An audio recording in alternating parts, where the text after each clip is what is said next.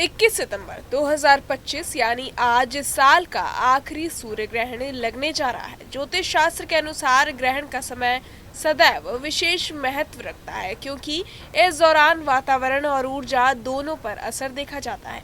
माना जाता है कि ग्रहण के समय नकारात्मक शक्तियां अधिक सक्रिय हो जाती हैं और इसका प्रभाव प्रकृति से लेकर मानव जीवन तक पर पड़ सकता है। इस बार ये ग्रहण कन्या राशि और पूर्वा भाद्रपद नक्षत्र में लगेगा, जिससे इसका महत्व और बढ़ जाता है। भारतीय समय के अनुसार ये आंशिक सूर्य ग्रहण 21 सितंबर की रात लगभग 11 बजे शुरू होगा और 22 सितंबर की आधी रात 3:23 पर समाप्त होगा। यानी इसका कुल समय लगभग 4 घंटे से ज्यादा रहेगा।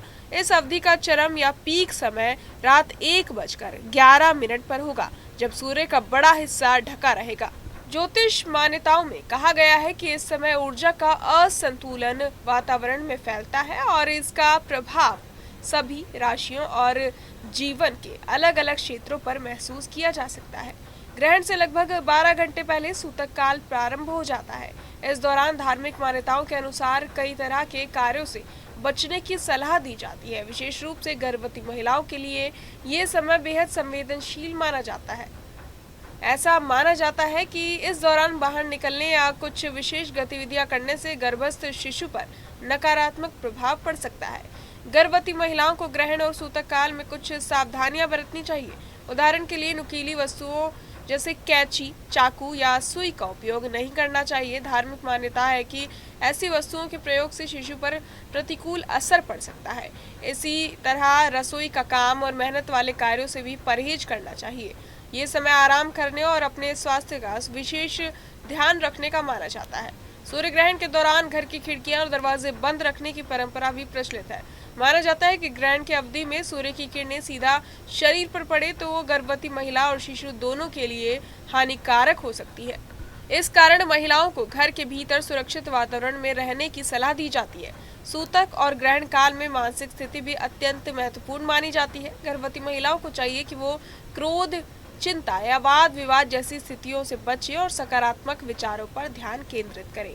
ऐसा माना जाता है कि मां के मन के भाव और ऊर्जा सीधे शिशु तक पहुंचते हैं और उसके मानसिक व भावनात्मक विकास को प्रभावित करते हैं। इसी तरह इस समय बाल और नाखून काटना भी अशुभ माना जाता है।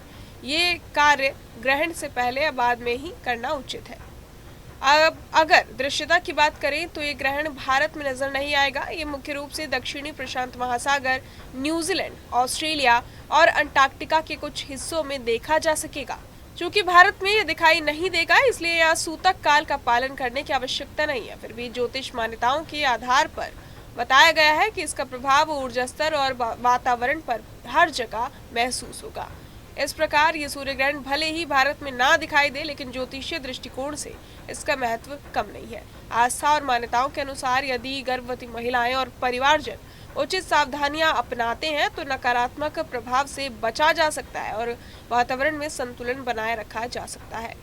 बहरहाल इस पूरी जानकारी को सुनकर आप क्या कुछ सोचते हैं, हमें कमेंट बॉक्स में जरूर बताएं और बाकी तमाम जानकारियों के लिए सब्सक्राइब करें न्यूज नेशन। जहां भक्ति है हर शब्द में, कथाओं में छुपे हैं दिव्य रहस्य और ज्योतिष देता है जीवन को दिशा। धर्म से जुड़ी हर बातों को जानने के लिए हमारे चैनल स्तुति को सब्सक्राइब करें।